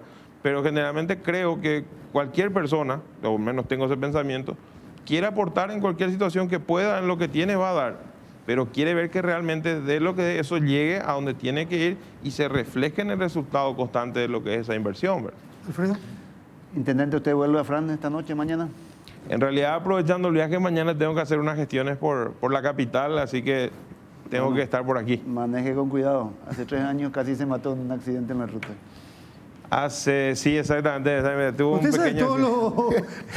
Pero hay que aclarar, yo venía de la universidad, salí de la universidad, veníamos tomando mate y claro, era un radar de agua en el camino, ¿verdad? Que nos generó ese problema. Bueno, un viaje largo bien merece una mascota, ¿verdad? Una gran mascota. Una gran mascota como sí. Hoy, por ejemplo. Andrés, ¿quién importa? A ver. Wines and Spirits. Muy bien, muy bien. Distribuye el vino. Gloria, por supuesto. Este es un regalo del programa. Muchísimas gracias por venir, Álvaro. Gracias, Carlos. Felicitaciones. ¿Querés ser reelecto o querés ser diputado? Ya veremos cuándo, porque ahora no sabemos ni cuándo va a haber elecciones todavía, así que tenemos que ver qué va a pasar. En realidad, yo creo que el compromiso tiene que ser el trabajo, nada más. El cargo que nos toca estar es seguir trabajando y, bueno, agradecer un poco el espacio también y esperar que esta situación, escuchábamos conversaciones hace rato, estos tipos de situaciones se dejen de aparecer. Tenemos que pensar, estamos en un siglo nuevo. Las autoridades que estamos tenemos que entender bien claro que somos de paso, en algún momento vamos a pasar y yo creo que el mejor legado que podemos dejar es que nadie te señale en la calle, ¿verdad? Y aprovechar el espacio que también hoy agradecerle a los frameños que siempre están colaborando y bueno, pedirle otra vez ese acompañamiento al Ministerio de Salud para que la gente, los empresarios han puesto todas las herramientas. Falta un detalle que estamos esperando del Ministerio y bueno, creo que ya dependerá de ellos también cuando puedan usarlo o no, depende de ellos. Está ahí, el equipo está preparado. Muchísimas gracias por venir, muy amable. A ustedes, Carlos. Álvaro Escapini, intendente municipal de FRAM, departamento de Itapúa, bajo la lupa. En un ratito nada más el senador Enrique Riera Escudero, también para compartir con nosotros. Mientras tanto, antes de comenzar la charla con el senador, le voy a hacer entrega ya de esto para disfrutar. Senador, gracias por venir, buenas noches. En una sencilla y emotiva ceremonia. Una gran bebida, un gran vino. Gracias, senador. Muy amable. No, al contrario, gracias. Gracias a ustedes. Muy buenas noches. Los compañeros, Estela, Andrés y Alfredo. Mañana temprano se reúne ¿con quién? Con el presidente de la República. ¿Y por qué tantas reuniones con el presidente de la República? No, lo de mañana tiene una explicación y traje la carpeta porque por si necesitábamos ampliar, ¿verdad? Pero fui convocado por un señor de apellido Uteman, de parte del presidente, para la explicación de un proyecto que lleva desde el 2007 al 2011 4 años de trabajo, que se llama DINACARE, Dirección Nacional Catastro Registral, que pretende sacar la Dirección de Registros Públicos de la Corte, sacar catastro del Ministerio de Hacienda, armar una institución y de una vez por todas regularizar la tenencia de la propiedad de la tierra en Paraguay. Porque de ese estudio de 4 años que hice fuera del sector político, eso se convirtió en una ley que se empantanó en el Senado, en el Congreso, y resulta ser que si vos pones todos los títulos en papel, sobre el mapa del Paraguay sobran más de 100.000 kilómetros cuadrados. Eso da la pauta de los graves problemas que tenemos por los famosos excedentes que genera invasión, que genera confrontación. Hay propiedades de doble piso en el Chaco, hay límites que bordean. Entonces, obviamente, es necesario, con los instrumentos tecnológicos que hoy tenemos, hacer lo que se llama el catastro multifinalitario. Ese es el motivo principal de la reunión de mañana. Ese es el motivo, porque van a haber otros legisladores y miembros de Corte también, según me explicaron, ¿verdad? Pero la idea es hacer un esfuerzo conjunto entre el Ejecutivo, el Legislativo y el Judicial para, de una vez por todas, hacer un país serio, ¿verdad? Que todo el mundo sepa de quién es, cuánto cuesta, quién es tu vecino y dónde está. ¿Cómo se llama el organismo? DINACARE, Dirección Nacional Catastro Registral. Y va a depender del Ejecutivo, perdón. La designación está prevista, esa va a ser uno de los frutos de negociaciones. Uno propone una terna y el otro elige. Si la Corte propone la terna, elige el Ejecutivo, pero hay condiciones mínimas, ¿verdad? Y si la terna propone el Ejecutivo, elige la Corte, ¿verdad? Pero va a ser autónomo y autárquico, Mengo. O sea, va a decidir, y tiene dos direcciones, una de registro, una de catastro, y la tercera, la más importante, es la reunión de normalización y regularización de la tenencia. O sea, cuando yo discuta contigo, antes de entrarme en el tribunal, va a haber mediación, arbitraje, mediciones, mensuras voluntarias, intervención del juez de paz, apertura de sucesiones de abuelos que murieron hace 100 años y los nietos y bisnietos se fueron repartiendo por corrieron el alambre nomás, ¿verdad? Pero nadie sabe quién es. Senador, yo le quiero hacer una consulta. Mario Auda Benítez, presidente, ¿qué significa para usted? ¿Cómo le define? Bueno, yo fui muy duro con él y confieso que desde el 20 de abril a la noche, que fuimos todos a celebrar a la casa de su familia política, nunca más volví a hablar con él, ni cruzar mensajes más que por los diarios, tirarle una buena ración de críticas y en alguna medida lo acusé, no una, sino varias veces, de traidor o de amparar la corrupción, por no haber cumplido los pactos que a mí me constaba que habían cuando yo estaba militando en Honor Colorado, donde tengo una cantidad de amigos, ¿verdad? Entonces, lo que sucedió, y es bueno que sepan, es que en diciembre del año pasado yo salí del movimiento Honor Colorado porque, como me dijeron algunos amigos, yo me daba cuenta que con ese equipo o con el equipo oficial, el Partido Colorado no tenía ni una posibilidad de hacer una buena gestión o de mantenerse en el poder. Y estaba muy condicionado, o sea, hablando en términos futboleros, todas las camisetas estaban repartidas, ¿verdad? Que quería militar en Paraguarí o en Villa Haya o en Alto Paraná, ya tenía que formar fila detrás de la antigua dirigencia que hace 15, 20 años está y no se va, en los dos equipos. Y yo sentía la necesidad que el Partido Colorado, que tiene 2.300.000 candidatos o afiliados, necesitábamos 360 presidentes seccionales sin techo de vidrio y 255 intendentes como Álvaro. Y ese era el proyecto, presentar. Entonces creamos un movimiento nuevo que se llama Esperanza Republicana, que nace el 10 de febrero, el día de mi cumpleaños. Hacemos un gran cumpleaños en la Junta y en cada mesa pongo un nombre de departamento y me encuentro con 1.400 personas, dirigentes, no movilización, sin combustible, sin alcohol, sin nada, que pensaban y coincidían con nosotros, y un mes después nos agarra la pandemia. Y cuando aparece la pandemia cambia todo.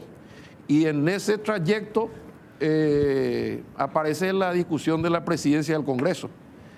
Y la opción que teníamos a mano era o volver a votar por Blas Llano, que es mi amigo, pero de alguna manera es liberal, o votar por un colorado, que era Cachito, que es mi amigo hace 20 años. Pues yo estoy en el partido metido hace 30. Nos conocemos porque fuimos diputados en el 98 juntos. Entonces Cachito me llamó y me dijo, ¿qué vas a hacer? Y quiero votar por un colorado, le dije. ¿A cambio de qué? Nada, le dije. Sencillamente ya, además, de alguna manera, como todos sabemos, la relación de Blas con Horacio es muy fluida, y entonces me parecía que el gobierno de Marito necesitaba un presidente del Senado Colorado de su equipo, de su primer riñón, que no le había generado problemas nunca. Yo vi su comportamiento en el Senado, y que eso le iba a dar más seguridad, más estabilidad. Herrera, ¿qué opina de Cartes? Usted trabajó con él, fue su ministro de Educación, estuvo con él todo el tiempo. ¿Cómo es Horacio Cartes? Y mira, las opiniones sobre Horacio Cartes son muy diferentes de acuerdo a quien lo mire, ¿verdad? Yo lo que puedo hablar es mi relación con él. Yo fui un jugador de refuerzo, como te dije, fuera de cámara. Me enfrenté 3 veces a Honor Colorado y perdí las 3 veces. Perdí contra Lilian, perdí contra él. Cuando fue candidato, yo fui candidato. Después yo fui senador. Y terminó las elecciones, yo iba a volver a trabajar en mi oficina. Y me llamó y me ofreció el consejo de la magistratura. Yo dudé de aceptar, confieso al aire, se lo dije a él. Y cuando me pidió que cambie el Poder Judicial, no creí. Me fui a mi oficina, me convenció mi hermano y con la vieja teoría de papá. Papá tenía 2 teorías que me condenan hasta hoy, varias, pero te voy a decir 2 de las principales. La primera, traducida a nuestro lenguaje vernáculo, Cora Arinda y Catuilla ya pomba de mi hijo, pequeña cancha. Ese era el primero, ¿verdad? Porque el equipo de la gradería silba, grita, pero nunca se pone los botines, ¿verdad? La segunda, alguien tiene que entrar al cauce del arroyo para limpiarlo de barro, para que detrás corra agua cristalina, indicando de que te puede ensuciar, ¿verdad? Y con esos 2 criterios, cuando me ofrece eso, y la tercera, hay que tomar todos los trenes, mi hijo. Y si se descarrila, y hay que tratar de bajarse, antes va a amortiguar los golpes. Entonces, ese criterio yo tenía incorporado a mi ADN, siempre tratando de entrar de adentro. Y mis lealtades, y esto es lo que es difícil de entender para los paraguayos, son institucionales. O sea, para entendernos, un olimpista, no porque le encante Olimpia, es trovatista, ¿verdad? Pero en Paraguay es muy difícil eso. Yo fui secretario general del gobierno Rodríguez, Ministerio del Interior. Me decían rodriguista, ¿verdad? Pero, ¿qué opina Horacio Cartes? No, espérate, explicártela esto, porque esto es lo importante, porque todavía sigue excartista o cartista, ¿verdad? Y yo siempre trabajé para el gobierno paraguayo. Trabajé como viceministro de Guamosi. Por eso te cito los ejemplos. Trabajé con el presidente Cartes, como presidente del Consejo de la Magistratura, como ministro de Educación y ahora como senador. ¿Y cuál era mi relación con Horacio? Perfecta. Nunca me levantó el tono de voz, jamás me insultó y nunca me pidió nada al margen de la ley. Y no puedo mentir. Nadie cree. ¿Por qué deja entonces Honor Colorado? ¿Cómo? ¿Por qué deja entonces Honor Colorado?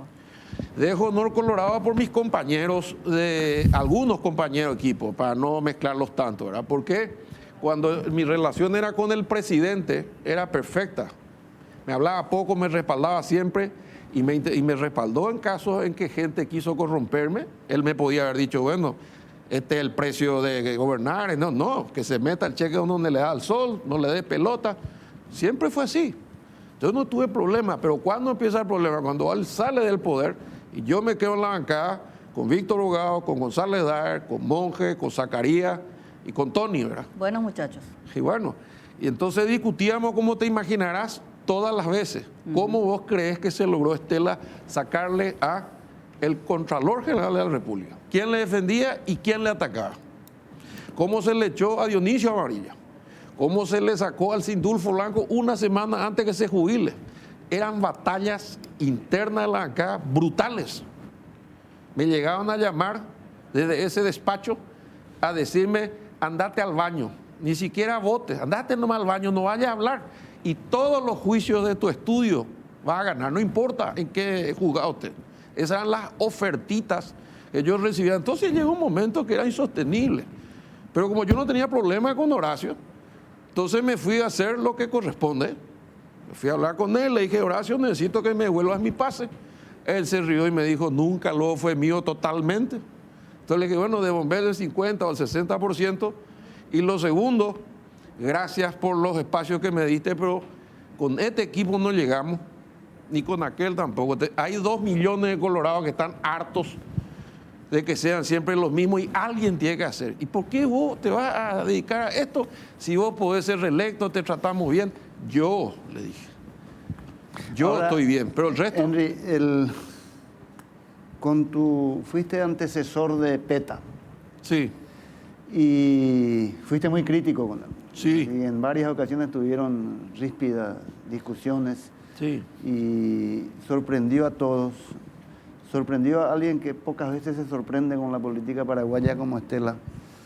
Que de repente PETA te trate con cierto cariño. Sí, me sorprendió a mí también. ¿Cómo explicar eso? Y me sorprendió a mí también porque nosotros lo recibimos a PETA. Cuando yo entré al Congreso, primero pensé que no iba a entrar nunca, ¿verdad? Vos me dirás, no, ¿cómo no va a entrar? Los senadores ni se refrían, Mengo. Si vos mirás solamente la legislatura anterior, Paniagua, Víctor Hugo Paniagua de Amambay, estuvo 4 años y medio en el banco. Solo entró cuando salió González Dar. Sí. Bueno, la primera vez. Entonces yo primero creí que no iba a entrar, ¿verdad? Segundo, entro y me mandan directo a la Comisión de Educación. El ministro, con Blanca Ovelar, con quien también tuve mi diferencia, pero es mucho más abierta y dialogante. Y le recibimos a PETA y le ofrecimos todo. Nunca más pudimos hablar con él. Y es increíble porque yo te digo, para los que no fuimos pedagogos ni tenemos esa formación tan importante, lo mínimo que puedes hacer es rodearte de gente que acertó y equivocó en el cargo antes, ¿verdad? Y eso fue lo que generó mis críticas a PETA, ¿verdad? Ahora, lo que yo creo que ustedes quieren saber, así como preguntó Estela sin filtro, ¿qué es esta historia del acercamiento a Marito? ¿Verdad? Esto también tiene que ver, aparte de lo que decía papá, con mi carácter. Yo cuando hay problemas es que soy útil. Cuando todo funciona bien no me necesitan. Si no, no lo hubiese aceptado Horacio el Ministerio de Educación. Yo estaba cómodo en el Consejo de la Magistratura. Ganaba más, trabajaba menos y estaba menos expuesto. Yo tomé el ministerio después de 5 días de estar a la deriva sin ministra, con 150 colegios tomados. Bueno, en este momento, ¿cuál es la situación? Cuando yo le voto a Cachito, esa noche, no recuerdo, o al día siguiente, hablo con Marito. Después de 2 años y medio. Y entonces él en el acto, con un gesto como si nunca yo hubiese dicho nada malo, me dijo, vení para tomar un mate mañana. Así. Porque también hay que entender que dentro del partido hay una relación especial entre todos nosotros. Por decirte un dato, en alguna oportunidad coincidimos. Yo, hijo de un gramo poco, recibí en mi casa a Goli Stroner y a Mario Ado Benítez una vez.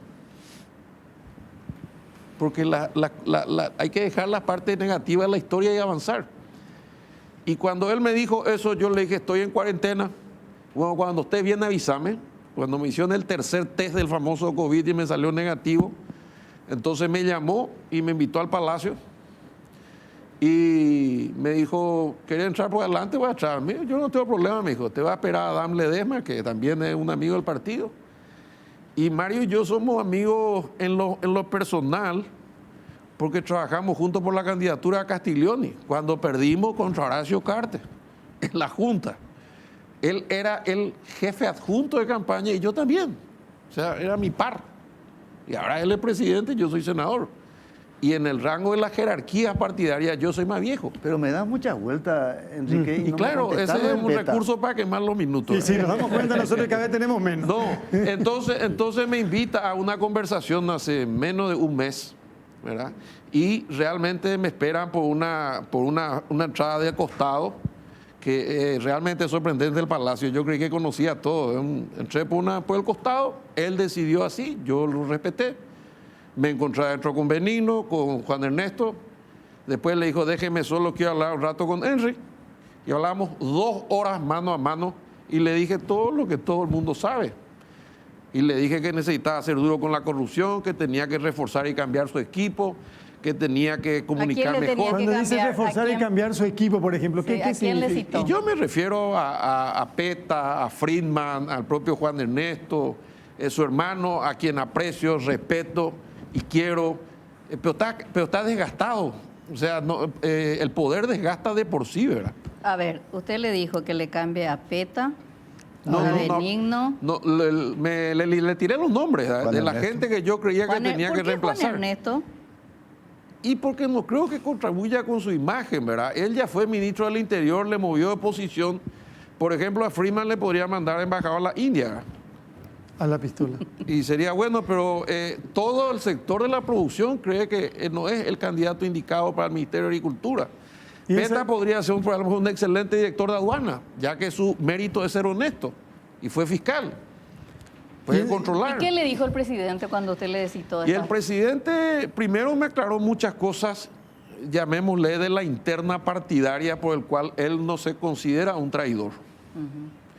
Y por el cual me dijo de que yo le pregunté por qué él no fue el candidato si yo lo veía en Burbuicharoga cuando yo estaba en el consejo todos los días. Y bueno, y me anticipó también porque yo nunca iba a ser candidato, porque él tenía autonomía de criterios y de pensamiento y eso está mal visto, porque sus lealtades son institucionales. No me acuerdo, ¿usted apoyó la reelección, la figura de la reelección para ¿La enmienda? Sí. No, yo no podía meterme en política porque estaba en el consejo. Pero llegué a decir esto, Estela, porque después mañana me van a saber los archivos, no resiste nadie. Yo dije que dos de mis más respetados profesores, Campos Cervera y Mendonca, aceptan la enmienda como una vía válida para la reelección, que es cierto, ¿verdad? ¿Y usted qué opina personalmente? Que sí. Que sí. Pero no en la forma en que se hizo y de la manera en que se presentó, ¿verdad? Usted mencionó, permítame un ratito, Sí. mencionó la palabra traidor, es decir, que Marito le explicó que no es traidor. Yo hablando con gente de Honor Colorado me dice, bueno, Enrique Riera sale de Honor Colorado. Primero luego se enojó porque Horacio Cartes le eligió a Santi Peña, porque él quería ser el candidato presidencial y Horacio Cartes se decantó por Santi Peña. Y nosotros no lo aceptamos a él porque él es un eterno traidor. Y me dice, y él deja Honor Colorado cuando Cartes empieza a tener problemas con sus procesos judiciales en el Brasil. Y como usted usó la figura de que hay que subirse al tren y cuando se descarrila hay que saltar, usted saltó porque que su líder empezó a tener problemas judiciales, entonces usted salta de Honor Colorado. No, nunca tuve problemas porque los problemas de Horacio Cartes con Brasil empezaron mucho antes.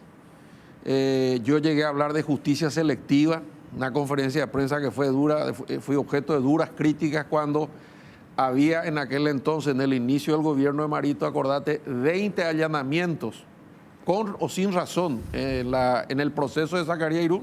Entonces, ¿cómo le va a defender a Zacarías Irún, verdad? Y no había ni una llamada telefónica en el de Patricia Zamudio, ¿verdad?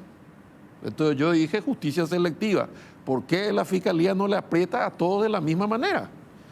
Por eso cuando cayó González Dar y cuando cayó Díaz Verón, más o menos empezaron a equilibrar las cosas. Pero del otro lado, decime quién está procesado, quién está preso. Hay varios con prisión domiciliaria, ¿verdad? Y yo sueño con un juez y un fiscal independiente. Cuando estaba en el jurado le defendía a Marcelo Pecci, que lo querían echar. ¿Por qué? Y porque él fue quien le metió preso a Jerry Pavão. O sea, cuando vos entras en esa parte de la política, Estela, vos fijate en el 2014, buscar los archivos que siempre están muy informados. ¿Quién fue el primero que le sacó a González Dar y a Baqueta del jurado de enjuiciamiento? Fui yo. Pero nadie me dio pelota. Y al famoso Fernández Lindman. Entonces, ¿qué es lo que a mí me tiene cansado? Primero que te etiqueten, ¿verdad? Cartista, no cartista. Yo trabajé para el gobierno de Paraguay los 30 años de la democracia y siempre fui leal, ¿verdad? Nunca tuve problemas personales con Horacio Cartes. Es cierto que me molesté, y claro que me molesté. Si vos ves mi cara en la Comebol, pero me quedé. Y me ofrecieron todo del otro lado. ¿Y por qué no me fui? Porque tenés que ser demasiado traidor para ser ministro de un sector y saltar al barco e irte al otro lado. Ahora, senador, quiero formular la misma pregunta, ya que su respuesta no fue muy enfática. Sí. Pero encalando de otro lado. El interés es la medida de la acción, dicen. Y uno que mira de afuera ve que usted no encontró el espacio que buscaba dentro de Honor Colorado y este acercamiento. ¿Qué exactamente, cuál es el plan a futuro con Añetete? Uno cree que si no le dieron lugar para ser candidato a presidente de la República, es mínimo eso lo que encontró en el otro lugar para poder entrar. No, lo que pasó cuando hablé con el presidente es que yo me doy cuenta que él necesita ayuda, yo me doy cuenta que no confía en mucha gente. Yo conozco, porque estoy en política, cómo construyó su poder, y lo dije y me reafirmo, y tuvo que lotear su poder y entregar cuotas de poder y para pagar las facturas que generaron, pero lo que le dije, ellas son más de 2 años. Si vos no haces cambio del equipo, va a ser difícil sostener un gobierno. Y a mí me preocupa no solamente el Partido Colorado, sino la caída de la democracia, ¿verdad? Porque cuando los partidos no funcionan, el populismo está a la vuelta de la esquina, de derecha a de izquierda. Entonces le dije que le iba a ayudar, pero yo ni hablamos de la integración a Colorado Añetete, ni mucho menos. Senador. Le iba a ayudar en todo lo posible y le ayudé. Le ayudé a Mazzoleni con el tema de las mascarillas y le ayudé con el tema del Fogapi. Le voté a Cachito, me parecía mejor y estoy dispuesto a ayudarle. Mañana voy a estar a las 7:30 con él. Tenemos 3 minutos. ¿Mazzoleni tiene que continuar o no? Yo creo que Mazzoleni tiene que continuar. ¿Alfredo? Sí, Alfredo. Yo le iba a preguntar eso. No, yo le tengo fe a Mazzoleni. Mario Abdo puede no terminar su gobierno. Puede no terminar si es que nos da un golpe de timón y nos recupera la confianza y la esperanza. Pero ¿quién va a estar detrás de esa? Usted habló de golpe blando y me llamó la atención esa frase que usted dio. ¿Quién puede dar el golpe blando en Paraguay? Su propio equipo. ¿Su propio equipo? ¿Qué Su propio significa? equipo. ¿Cómo es eso? Y si vos ves que Baqueta, Beto, Velar y Calé se desprenden, que son el caracú. ¿Pero con quién van a conspirar? Y con el resto del partido seguramente, ¿verdad? Horacio Cartes, ¿puede hacerle un proceso de destitución? Sí, claro que puede hacerle. Si ellos manejan la Cámara de Diputados. No, mi pregunta está mal hecha. De que puede porque maneja el Congreso. ¿Usted cree que en este momento realmente tiene un riesgo Mario Abdo de ser destituido por sus propios correligionarios? Mira, yo creo que le falta el respaldo político necesario para aguantar lo que se venga. El Partido Colorado institucionalmente no se manifiesta con mucho apoyo y estamos en la mitad del mandato, Estela. Pero tampoco le golpea. Tampoco le golpea.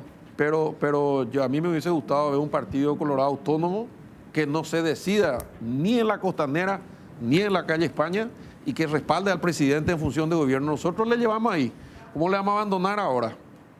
Aún con crítica, pero lo que pasa es que la gente no puede ver los caminos intermedios. Si vos ya te acercás, ya estás, ya carimbado. No, uno puede apoyar con una función crítica. Estamos en el mismo barco. Si al presidente le va bien, todo nos va a ir bien. Si el presidente se hunde, corremos el riesgo de que caiga el partido y que caiga la democracia. Y eso es algo que me preocupa. Entonces, que me voy a quedar callado después de 30 años porque algunos me critican. No, yo soy dueño de mi pase y ese ha sido mi pecado, Estela. Mi pecado es que yo pienso, opino, critico. Vos sabés lo que fue sacar a González Dara y a Víctor Bogado de mi propia bancada. Porque es fácil desde afuera, pero vos te sentás en la misma mesa con ellos. Senador, gracias por venir a visitarnos esta noche. Gracias a ustedes. Muy gentil. Hay reacción con relación a lo de Russomando. Desiree Masi dice que se debe dar explicaciones. Zulma Gómez, senadora, también dice lo mismo. Renuncia la doctora Graciela Russomando, que apoyaba con equipo de profesionales voluntarios y estaban a diario, con frío o calor en las calles, además de pérdida terrible en coronavirus. Merece explicación seria y ya, dice la senadora nacional Desiree Masi. Zulma Gómez también habla con respecto al tema y dice: renuncia la doctora Graciela Russomando, acusando al Ministerio de Salud de falta de moral y ética. Es muy grave. Necesitamos explicación y le arroba a Julio Mazzoleni. Nos vamos, señoras y señores. Gracias, Alfredo. Estela. Todo el mundo pide explicación. ¿Y por el tema de Russomando hay una gran conmoción. ¿Sabes qué? Y poco entendimiento. Alfredo, lectura comprensiva, suele decir Arturo Máximo Rubín. Conmoción y confusión. Lectura comprensiva. Tiene que arrancar el fútbol. Y eso no está bien si no se hacen las cosas como corresponde. Claro. Gracias por elegirnos, por acompañarnos. Mañana desde las 5 hacemos la Mañana Monumental. Buenas noches.